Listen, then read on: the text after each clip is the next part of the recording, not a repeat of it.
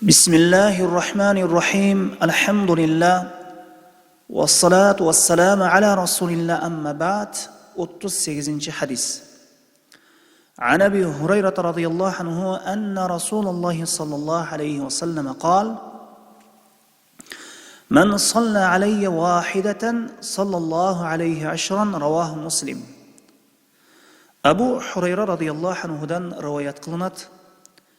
Шындығында Аллахтың елчісі саллаллаху алейхи вассалам айтты: Ким маға бір жолы салават айтса, аға Аллах Таала 10 жолы салават айтады. Имам Муслим риваят қылған хадис. Хадиске түшіндірме. Улы Аллах Таала пайғамбарымыз саллаллаху алейхи вассалам фазилетін бір қанша есе фазилеттер менен шарапаттуу қылып қойды. Ошол фазилеттердің бірі ким аға салават саламдарды айта тұрған болса, аны чоң соғып қылып қойды. Бұл хадисте ким маға бір жолы салават айтса, мисалы Аллахумма салли аля Мухаммад деп, Мухаммадке Аллахтың салават саламдары болсын деген маниде салават айтса, аға Аллах Таала 10 салават айтады. Мындайша айтқанда, пайғамбарға салават айтушының ажыр соғын 10 есеге көбейтіп береді. Аллах Тааладан пендесіне болған салават жоғарыдан ылдыйға қарай бұл ошол салават айтқан пенделеріне Аллах Тааланың райымы болады. Дағы Аллах Тааланың салаватынан мақсат пенделеріне боорукерлиги жана алардын даражаларын көтөрүүсү жана караңгылыктан мындайча айтканда адашуудан нуруга хидаятка туура жолго багыттоосу. Буга далил Куранда мындай деп айтылган бир аятта: "Хуаллази юсалли алейкум ва малаикатуһу وَالَّذِي يُصَلِّي عَلَيْكُمْ وَمَلَائِكَتُهُ لِيُخْرِجَكُمْ مِنَ الظُّلُمَاتِ إِلَى النُّورِ." Ал силерди караңгылыктардан нурга чыгаруу үчүн өзү жана периштелери силерге райым көргөзө турган зат, ал момундарга райымдуу. Жана Аллах Тааланын пендесине болгон райымына райым кошулат, жана ажыр соогун кошуп берет. Бул Куранда мындай айтылган: "Мен жабил хасанати фалаху ашру амсалиха."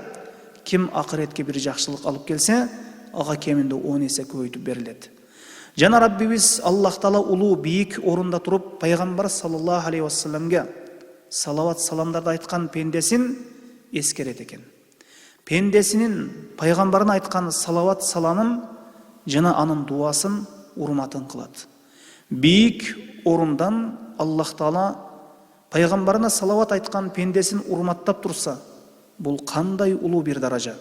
Ошондуктан кайсы бир пенде пайгамбарына салават айтса, Аллах ага райым кылат экен.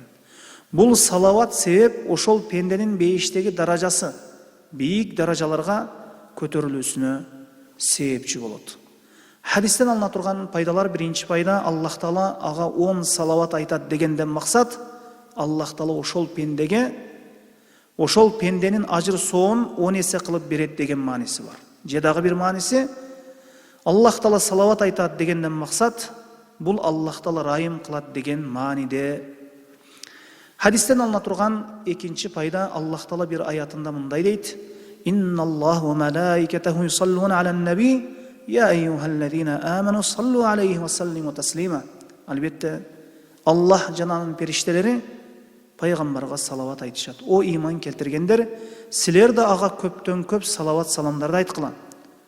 Аллах Таала пайгамбарга салават айтышат дегени, бул тууралуу мына ушул аяттагы Аллах Таала пайгамбарга салават айтышат дегени, бул тууралуу Абдуллах ибн Аббастан Суфьян Саури рахимахулла риваят кылып айтат.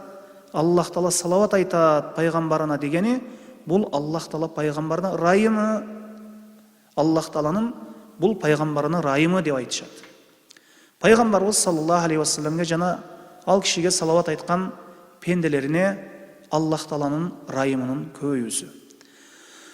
Хадистен алына турган үчүнчү пайда, хадистен пайгамбарыбыз саллаллаху алейхи вассаламдын орду өтө жогору даражада экенин билсек болот. Кала берсе периштелер да пайгамбарыбыз саллаллаху алейхи вассаламга салават саламдарды айтышат. Ошондуктан пайгамбарыбызга жердегилер жана асмандагылар салават саламдарды айтышат. Хадистен алына турган 4-чү пайда, хадисте келет, хадис сахих: "Аулан наси би яумал киямати аксарухум алейя салатан." Пайғамбарымыз саллаллаху алейхи вассалам айтты: қиямат күні маға ең жақын пенде маға салават саламдарды көп айтқан кіші. Бұл дегені пайғамбарымыз саллаллаху алейхи вассаламның шапатына жақын болған пенде дегені. Хадистен алына тұрған 5-ші пайда, хадисте келет: кімден алдында менің атым шықса, маға салават айтпаса, анын мұрды жерге ішқалансын деп айтты пайғамбар саллаллаху алейхи вассалам. Хадистен алына тұрған 6-ші пайда, пайғамбарымызға салават айту мустахаб. Ал кішінің ысмы шыққан кезде, жана бір хадисінде пайғамбарымыз саллаллаху алейхи вассалам айтқан: менің қабырымды майрамдай тұрған бір орынға айландырып албағыла. Ушундай эле мага салават саламдарды айта бергиле. Кайсыл жерде болсоңорда мага салават саламыңар жетип келет деп айтты. Кабырынын алдында сөзсүз барып салават айтуу шарт эмес пайгамбарыбыз саллаллаху алейхи вассаламга. Кээ-бир адашып жүргөндөр кылган сыяктуу. Хадисте келет: атайын периштелер бар, атайын Аллах таалаларды мына ушундай кызматка коюп койгон. Ошол периштелер пайгамбарыбыз саллаллаху алейхи вассалам үммөтүн салаватын жеткирип турушат пайгамбарыбыз саллаллаху алейхи вассаламга. Хадистен алына турган 7-ші пайда, салаваттын түрлөрү көп. Алардын эң жакшысы жана эң абзели баарыбыз билген намаз окуган салават. Аллахумма салли аля Мухаммад ва аля али Мухаммад кема саллайта аля Ибрахим ва аля али Ибрахим иннака хамидун маджид.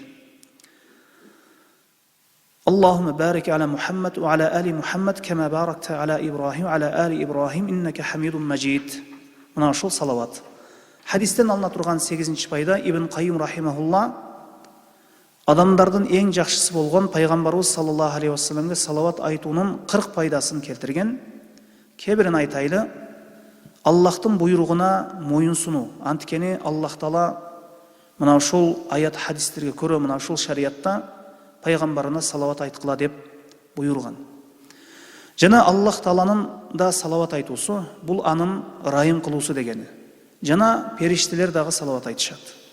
Бир салават айтуу менен Аллах таала тарабынан 10 салават болот экен. Жана пенденин даражасы көтөрүлөт. Ага 10 жакшылык берилет. Жана 10 жамандыгы өчүрүлөт. Жана күнөөлөрдүн кечирилүүсүнө, ошол пенденин күнөөлөрүнүн кечирилүүсүнө себепчи болот бул салават. Жана пайгамбарыбыз саллаллаху алейхи вассаламга жакын пендеге айланат.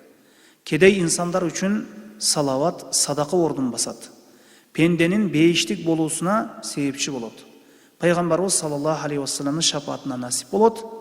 Жана пайгамбарыбыз саллаллаху алейхи вассаламга ошол салават айткан, ушундай салават айтып жүргөн пендесинин сүйүүсү көбөйөт экен. Аллаху а'лам.